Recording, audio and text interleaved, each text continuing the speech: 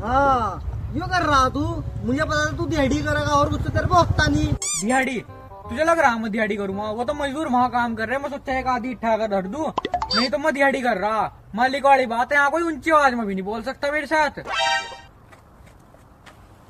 ओए इंटर लगी तेरे पे अब तक, क्या कर मुँह चोदी करने लगा तू? तेरी दिहाड़ी कट्टुआ में आज की। मालिक जी दिहाड़ी ना काटियो। ठीक है चल, दिहाड़ी नहीं काटने का काम कर जल्दी जल्दी। हाँ ये हाँ तेरी मालिक वाली बात, वैसे तो बहुत लंबी लंबी फेंक रहा तू। आज इन्हें ज्यादा भी इतनी नहीं कर दी, कोई नहीं इसका इलाज बांध। तो गेम बचा। क्या विजय भाई, मालिक सुअर है, कुत्ता भी, लिस्टेड, हरामखोर। मालिक जी देखो क्या क्या कह रहा था मैं। क्या कह रहा था? कुत्ता में ना मालिक जी, वरना कुछ नहीं कहा। सुअर में